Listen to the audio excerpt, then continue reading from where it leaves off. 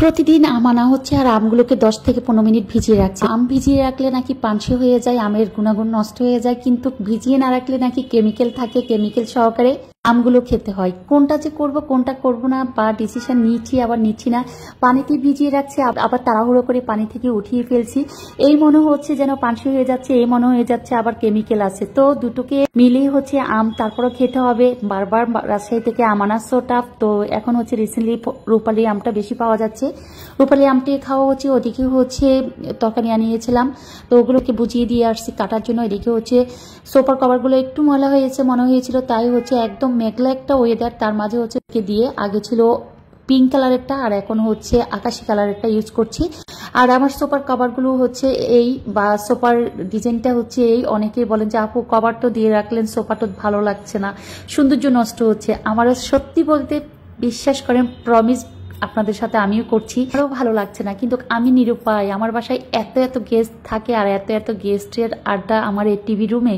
সবাই ওই টিভি রুমটাকে হয়তো শুয়ে বসে পা উঠিয়ে তারপরে টিভি দেখে গল্প করে চা খাই, সব আমার এই রুমটার মাঝে। তো এই রুমটার যে সোফার সেটগুলো আপনার ভাই অর্ডার করেছিল, এগুলা একদম ফিক্সড সোফার কভার। দেন যে আমি 1 সপ্তাহ বা 15 দিন পর পর বা 1 মাস পর পর একটু ধুয়ে পরিষ্কার করে তারপরে রাখবো, এটা এই ধরনের অপশন নাই, তাই বাধ্য হয়ে দিচ্ছি। আমার কাছেও খারাপ লাগছে, দেখতে ভালো লাগছে না, অড লাগছে দেখতে। মানে আসলে যে জিনিসটা সুন্দরের জন্য আনা, সেই জিনিসটাকে যদি ঢেকে রাখা হয়, আর যেহেতু আমি ব্লগ শেয়ার করছি ওখানে ঢাকা একটা সোফা, দেখতেও ভালো লাগছে না, কিন্তু আমি নিরুপায় হয়ে দিতে হচ্ছে। আপনাদের কাছে শেয়ারও করলাম, মনের অনুভূতিটাও আমি আপনাদের কাছে, কষ্টের কথা বলেন আর মন খারাপের কথা বলেন, কিছু করার নাই বিধেই আমি আপনাদের সাথে শেয়ার করছি। তবে সেফ থাকা, মেহমান আসলে যখন দেখি যে কোনো ভালো একজন মেহমান আসবেন বা যারা কখনো আসেন নাই তাদের জন্য হচ্ছে তখন তাড়াহুড়ো করে সোফার কভারগুলো খুলে ফেলে ন্যাচারালটাই রেখে তারপরে তাদেরকে বাসায় ফেরা। তো এদিকে হচ্ছে দুপুরের জন্য সব কিছু গুছিয়ে নিচ্ছি। প্রতিনিয়ত রান্না করছি, কত রান্না যে ডেলি আমার করতে হচ্ছে, এমন কোনো দিন নেই যে একটা দিন আমি রেস্টে আছি। অনেকগুলো মাংস ভিজিয়ে রাখলাম, মাংসগুলোকে ভালোভাবে ধুয়ে পরিষ্কার পানিতে এপাশ ওপাশ দুটো বেসিন ইউজ করছি। অনেকে বেসিনে সবকিছু ধোয়া নিয়ে প্রায় কমপ্লেন করেন, আপু প্লিজ বেসিনে জীবাণু থাকে। আপু আমি ভিমবার দিয়ে পরিষ্কার পরিচ্ছন্ন করে গরম পানি দিয়ে আবার হচ্ছে বেসিনটাকে পরিষ্কার করে দেন হচ্ছে আমি ধোয়ার কাজে ইউজ করি।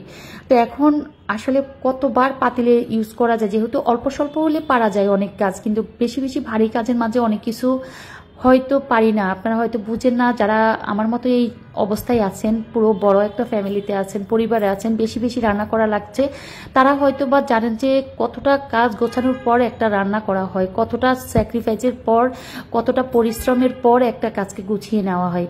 তো এই তো কথায় কথায় রান্না বসিয়ে দিলাম, লাউ রান্না বসিয়ে দিয়েছি এক চুলায়, আরেক চুলায় আরেকটা রান্না বসিয়ে দিয়েছি। লাউ রান্নাটা মাঝে মাঝে করা হয়, মাঝে মাঝে করা হয় না। একদম কচি লাউ পাইলে অবশ্য বাজার থেকে প্রতিনিয়ত আনা হয়। সকালে তো একবার হলো বাজারে পাঠাতে হয়, সেটা হয়তো বা কাঁচামরিচ লাগে, নয়তো লেবু লাগে, নয়তো ধনিয়া পাতা লাগে, নয়তো একটা তরকারি শর্ট পড়ে, এমন কোনো দিন নেই যে আমি কাঁচা বাজার করিনি, কারণ যেহেতু লোকজন আছে আমাকে করতে হচ্ছে। তো এদিকে হচ্ছে মাংসগুলোকে ভালোভাবে পরিষ্কার পরিচ্ছন্ন করে বারবার ধুয়ে নিচ্ছি, যতক্ষণ পর্যন্ত না ফ্রেশ পানি না আসছে ততক্ষণ পর্যন্ত নিজ হাতে ধুয়ে পরিষ্কার করে দেন হচ্ছে রান্নার জন্য রেডি করব। তার আগে হচ্ছে ঝাঁপিতে রেখে পানিগুলো ছড়িয়ে, যে কোনো মাংস রান্না করলে মাংস থেকে আবার কষানোর পর এক্সট্রা একটা পানি বের হয়, এই পানিটা একদম কম বের হবে, তাড়াতাড়ি আপনি পানিটা শুকিয়ে যাওয়ার পর আপনি আবার হচ্ছে নতুন পানি দিয়ে রান্না করতে পারবেন। তো মাংসগুলোকে গুছিয়ে নিচ্ছি, মাংসগুলোকে ধুয়ে ভালোভাবে ফ্রেশ করে দেন হচ্ছে ঝাঁপিতে নিচ্ছি। ঝাঁপিতে হচ্ছে 20 থেকে 30 মিনিট পর্যন্ত হচ্ছে আমি ঝাঁপিতে রাখবো পানিটা ঝরিয়ে যাওয়ার জন্য। এটা প্রত্যেক মাংসের ক্ষেত্রে করি, মাছের ক্ষেত্রেও করি। তবে কিছু কিছু মাছ আমি পানিতে ভিজিয়ে রাখি, 10 মিনিট আগে যদি রান্না করি 10 মিনিট পর হলো আমি পানিতে ভিজিয়ে রেখে তারপর হচ্ছে মাছটা ইউজ করি, মাছের রক্তটা বের হয়ে যাওয়ার জন্য যতক্ষণ পানিতে থাকে। আর এই মাংসটা হচ্ছে পানি সহকারে রান্না করলে অনেকগুলো পানি বের হয়ে যায়, সেটা কষিয়ে রান্না করি আর হচ্ছে হাতে মেখে রান্না করি। তো এই তো মাংসগুলোকে এভাবে হচ্ছে ঝাঁপিতে রেখে দেন হচ্ছে মাংসর পানি যাতে শুকিয়ে যায় সেজন্য এই কাজটা করা। আর মশলা কষিয়ে নিলাম, মশলাটা কষিয়ে নিয়েছি আরও আগে, দেন হচ্ছে শুধু মাংসটা ধোয়া হতে আমার একটু টাইম লেগেছে, তাই মাংসের জন্য ওয়েট করছি। এদিকে হচ্ছে পুরো বাসাটা আপনাদের সাথে শেয়ার করছি, প্রতিদিনই ছোট ছোট করে আপনাদের সাথে প্রত্যেকটা রুম শেয়ার করি। তারপরে সবাই আমাকে স্ক্রিনশট দেন, আপু এটা কোথায় থেকে নিয়েছেন, এটা কোথায় থেকে নেওয়া হয়েছে, এটা কোন মার্কেট থেকে নিয়েছেন, এটা কোন পেজ থেকে নিয়েছেন। আপু অনেক সময় ওই যে বললাম না, ফুটপাতে পছন্দ হলে আমি ফুটপাত থেকেও কিনে ফেলি। আবার হচ্ছে কোনো মার্কেটে গেলাম, চোখে পড়লো, দেখেছি, ভালো লেগেছে, কিনে ফেলি। এই জন্য আমি কোনো ফিক্সড করে মনে থাকে না শিওরভাবে যে বলা। যেমন পেজ থেকে নিই, অনেক সময় অনেক আগে নিয়েছি, অনেক পরে আপনাদেরকে যখন স্ক্রিনশট আপনাদের পাই তখন আপনাদের স্ক্রিনশটের আনসার আমি দিতে পারি না। তো সেজন্য মন থেকে ক্ষমা চেয়ে নিচ্ছি আপু বা ভাইয়া, যারাই আমাকে স্ক্রিনশট দিচ্ছেন ইনবক্সে, কমেন্টসে, তা আমি আনসার দিতে পারি না, রিপ্লাই দিতে পারি না, চুপ হয়ে তাকিয়ে থাকি কমেন্টসের দিকে, কি লিখবো, কি আনসার দিব, হয়তোবা আমাকে ভুল বুঝবেন। তো সেই জন্য আমি একদম ব্লগের মাধ্যমে সবার কাছে সরি বলে নিচ্ছি যারা স্ক্রিনশট দিচ্ছেন ইনবক্সে বা কমেন্টসে। তো সেটা আসলে আমি যতটুকু পারি আমি শেয়ার করার চেষ্টা করব, যতটুকু আমি আপনাদেরকে আনসার দিতে পারি যে কোথা থেকে কি কিনেছিলাম। তো একটু একটু করে পুরো বাসাটা গুছিয়ে তারপরে ওরা হচ্ছে সব ফ্রেশ করে নিচ্ছে। এদিকে হচ্ছে আমি তো রান্নাঘরের কাজে একটু বিজি ছিলাম, আর এদিকে হচ্ছে ওরা রান্নাঘরের বাইরের কাজগুলো কমপ্লিট করছিল। মাংসর মশলাটা কষিয়েছি অনেক আগে, তারপরে এখন হচ্ছে পানি ঝরিয়ে যাওয়ার জন্য যেহেতু এতক্ষণ ওয়েট করেছি, একটু ঘুরে ফিরে রান্নাঘরটা দেখালাম, সরি পুরো ঘরটাকে আপনাদেরকে দেখালাম। তো এখন হচ্ছে রান্নাঘরে চলে এসে এখন হচ্ছে চুলার জালটাকে একটু বাড়িয়ে দিলাম। মশলাটা যখন গরম হবে তখন হচ্ছে মাংসগুলোকে দিয়ে আমি হচ্ছে তারপর হচ্ছে মাংসগুলোকে ভালোভাবে কষিয়ে নিচ্ছি। আজকে হচ্ছে একদম মশলা কষিয়ে মাংস বসিয়ে দিচ্ছি, হাতে মেখে আর মাংস বসাচ্ছি না, সময়ও নাই, মনে হয় না বেরেস্তা ভাজি করা দেওয়ার মতো এতটুকু টাইম আছে। মাংসটা দেরিতে ভিজিয়েছি, দেরিতে ভিজছে, আবার ধুতেও কিন্তু আমাদের লেট হয়ে গিয়েছে। তো এইখানে হচ্ছে মাংসগুলোকে ভালোভাবে মশলা কষিয়েই আজকে হচ্ছে মাংসটা বসিয়ে দিলাম, তারপর ঢেকে দিলাম। এখন হচ্ছে হলুদের গুঁড়ি, মরিচের গুঁড়ি যেগুলো লাগবে না, মরিচের পট, হলুদের পট বা হচ্ছে মশলার পট যেগুলো রাখবে না, সেগুলো হচ্ছে আমি ডান পাশে আমার বেসিনে দিয়ে দিলাম। আর হচ্ছে আমি এখন সবার জন্য আম কাটবো। আমটা হচ্ছে সকালেই এনেছিল, আজকে এই 9টা-10টার দিকে আমগুলো আনার পর ধুয়ে পরিষ্কার করে ব্লগ শুরু করলাম। আর এখন হচ্ছে 12টা থেকে 1টা বাজবে, একটু আম কেটে দিচ্ছি। বাচ্চারা সবগুলা টিভি দেখতেছে, আবার হচ্ছে কেউ স্কুলে আছে, কলেজে আছে, আপনার ভাই বাসায় আছে, মেহমান আছে, তো সবার জন্য হচ্ছে কিছু কেটে নিচ্ছি, সাথে সিনদের জন্য কাটছি। তো একটু এদিকে হচ্ছে এক চুলায় মাংস আর এক চুলায় লাউ রান্না বসিয়ে দিয়ে হচ্ছে আমগুলো কাটাকাটি করছি। আমগুলো আসলেই সুন্দর। ও যে আমি যে একটা কথা বললাম শুরুতে যে ভিজিয়ে রাখলে বলতেছে পানসে ভাব হয়ে যায়, এক আপু লিখলেন আপু আমকে এতক্ষণ ভিজিয়ে রাখলে আম পানসে ভাব হয়ে যায়। আরেকজন লিখছে আপু কেমিক্যাল সহকারে যেহেতু আমগুলো থাকে 10 থেকে 15 মিনিট ভিজিয়ে রাখবেন, কোনটা করবো অবশ্যই জানাবেন। তো এইদিকে আমগুলো কেটে নিচ্ছি, আমগুলো উপরে চামড়াটা ফেলে দিয়ে রূপালি আম, একদম বড় বড় আম। এই আমগুলো খেতে খারাপ লাগে না, ভালোই লাগে, তবে এর চেয়ে ছোটো আম হলে আর ভালো লাগে না। তো আমি একবার কুচি কুচি করতে চেয়েছিলাম, আবার এতক্ষণ টাইম নিয়ে বিধায় আবার দুভাগ এপাশ ওপাশ কেটে 2 পিস মাঝখানে হচ্ছে এক পাশ করছি।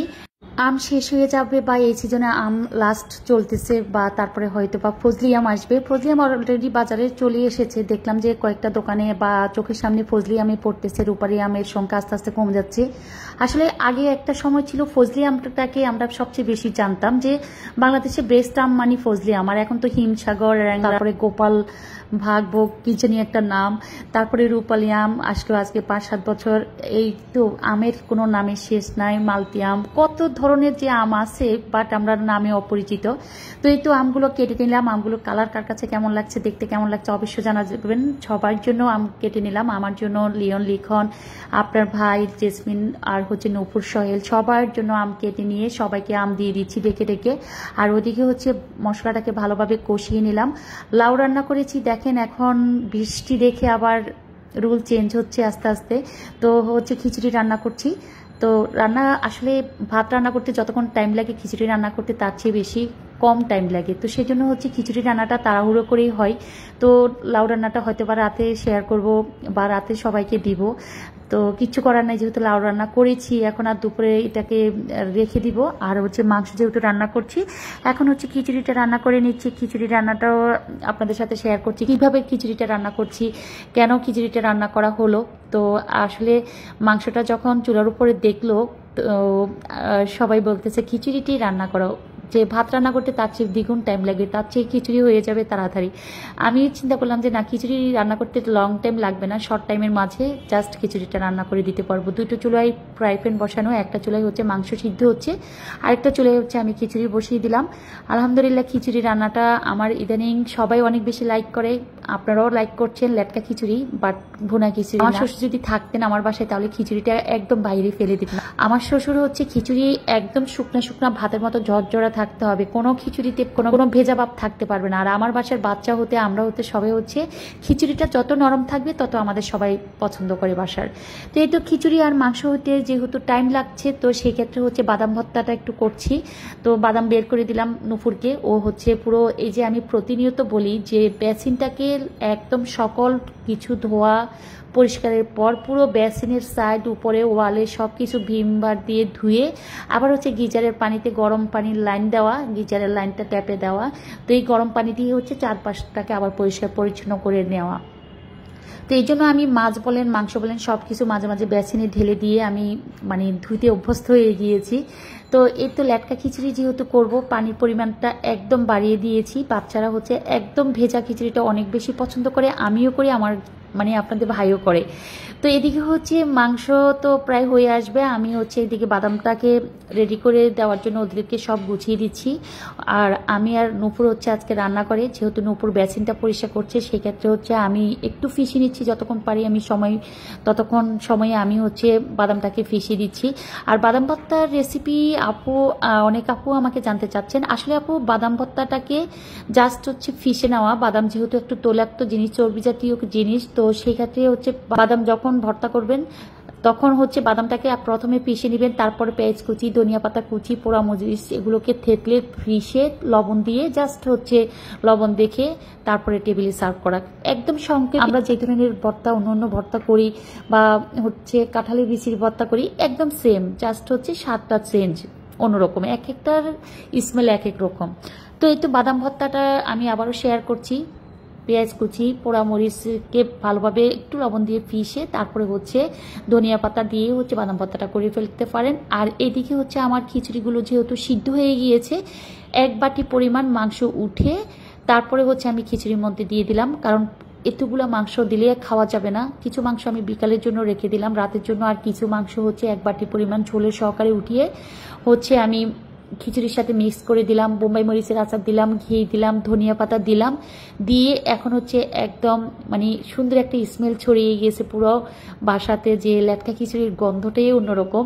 তো আমি কিন্তু শীতের সিজনে ল্যাটকা খিচুড়ি করার সময় সবজি ইউজ করি, যেমন গাজর, ফুলকপি, টমেটো, বরবটি, পেঁয়াজের কলি, এগুলো ইউজ করিও কিন্তু যে ল্যাটকা খিচুড়িটা করলে অনেক বেশি ভালো লাগে, খারাপ লাগে না। তো ল্যাটকা খিচুড়িটা দেখতে কার কাছে কেমন লাগতেছে, যারা পছন্দ করেন তারা হয়তো বলবেন যে আপু বেস্ট, আর যারা পছন্দ করেন না তারা বলবেন যে আপু এগুলা কেন করতেছেন আপনি এইভাবে ল্যাটকা খিচুড়ি। আসলে বাসায় সবাই অনেক বেশি লাইক করে, সবার পছন্দের উপরে বাসার খাবার দাবার আমি নিজেও পছন্দ করি, সব কিছু মিলিয়ে হচ্ছে রান্নাবান্না করছি বাসায় বা আছি সবার সাথে মিলেমিশে। দোয়া করবেন যেন সবার সাথে ভালো থাকতে পারি, সবার জন্য ভালো কিছু করতে পারি। সবার মন রক্ষা, সবার স্যাক্রিফাইস, সবার সাথে স্যাক্রিফাইস করে চলে যাওয়াটাই হচ্ছে আমাদের ক্ষণিকের জীবনযাত্রার শুরু এবং শেষ। তো সবকিছু মিলিয়ে আমার জন্য দোয়া করবেন, আপনাদের জন্য অনেক অনেক দোয়ার ভালোবাসা। আল্লাহ হাফেজ।